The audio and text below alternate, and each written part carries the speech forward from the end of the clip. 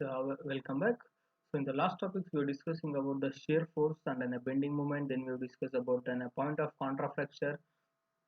Then we have discussed about the what would be how the relation will be going to be considered between the load, shear, and then bending moments at the different points.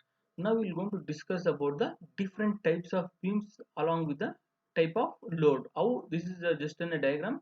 How when we calculate that and give with the values, how the diagram will be going to be reflected. This will be in the form of the diagram. How the diagram will be in the reflects when we take with the actual values.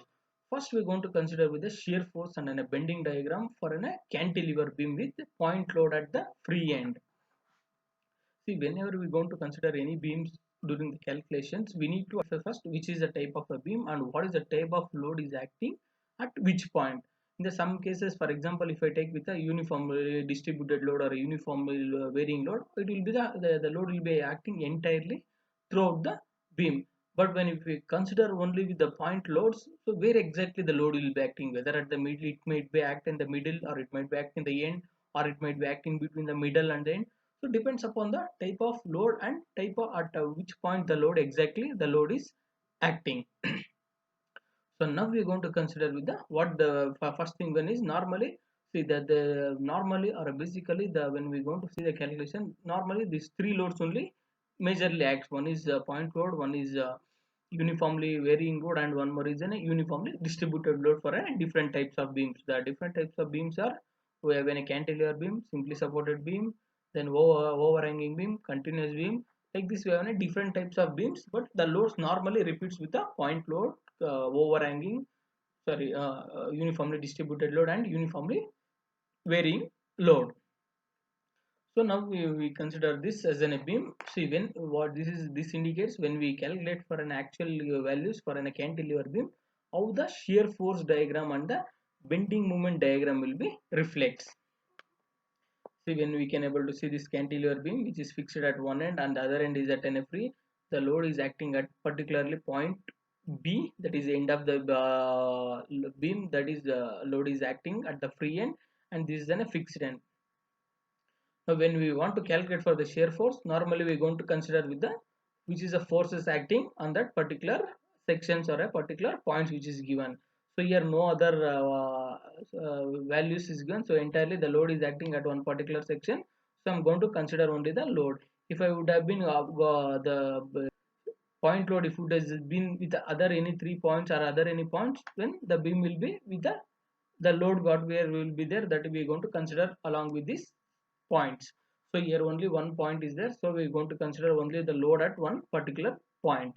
So this indicates or this reflects, this is how we are going to get the shear force diagram. So it is will be in the positive only the sign. So next, what happens when we consider the bending moment to draw the or to find out the values of the bending moment, we're going to consider along with the force along with the distance. So that is W, that is load into the distance, or what we're going to consider is nothing but a force into the distance. So that is what we're going to get. So this is what we're going to draw, whether it might be a positive or negative bending moment. This conditions is applicable for cantilever beam within a point load. So next one is shear force and a bending moment diagrams for a cantilever beam within a uniformly distributed load.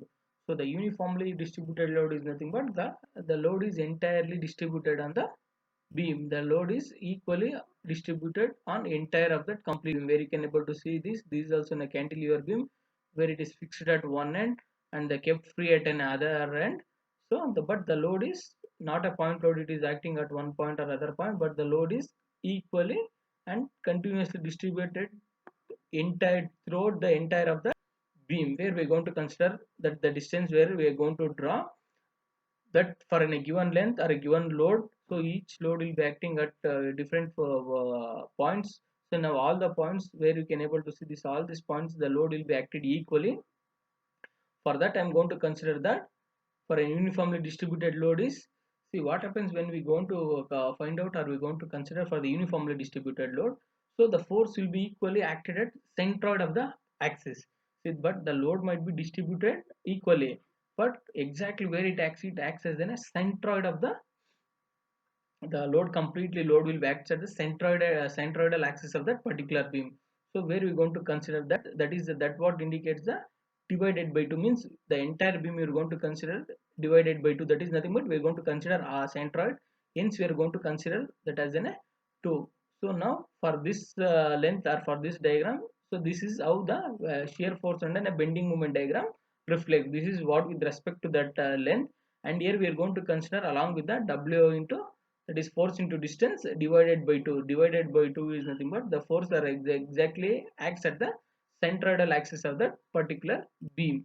So this type of beam, when we going to get this type of diagram, when we going to identify the, or when we going to draw the shear force and a bending moment diagram for a cantilever beam with uniformly distributed load, that is what we call it as an UDL. So next one is about the same for an cantilever beam with uniformly varying load. So as I told, here also the load will be keep on varying from one point to the other point, from starting point to the end point of that particular beam. Where you can able to see here also one of the cantilever beam where it is fixed and other end is kept as a free, and this is the total length of the beam, where we are going to consider one particular section, that is what we called as a distance of x at the point C, where this is with the fixed end, and this is the length where, and the W is nothing but a load is, these are all the loads which is acting in the form of varying load. You can able to see the load is completely varying from point B to, if I consider from point B to A, it is keep on gradually increasing from one point to the other point. But if I measure from the point A, it is gradually, the load is completely decreasing from A to B. This is how with respect to the length, this is how we're going to identify the uniformly varying load. Now we can able to get the shear force. When I'm going to calculate for a shear force diagram, so this is how it forms in the parabolic curve. It forms in the, see the curve which forms the linear or a parabolic or an hyperbolic. So based on the deflection, now during the uniformly varying load, we can able to identify the parabolic curve. So where W, that is with respect to W into X, W is nothing but in a load with respect to the length. So where here also the uniform varying load also exactly the load will be acted at the centroidal axis of the beam. So this is about a shear force diagram, where you can able to see it in the bending moment diagram. You can able to identify when it is the load is acting either in the uniformly varying load, you can able to identify that the curve will be formed in the form of cubic. So based on this only we can able to identify uniformly, this is type of beam is nothing but a uniformly varying load. So this is how we can able to the diagram will looks in this shape when we are going to consider shear force and a bending moment diagrams for a cantilever beam with uniformly varying load.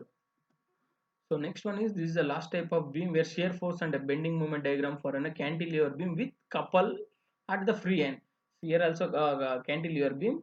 So only the vertical, which we are going to consider vertical forces, horizontal force and the moments. So here no vertical forces, since the diagram remains same. Only the couple means only it going to be rotates, or only we are going to consider the moments.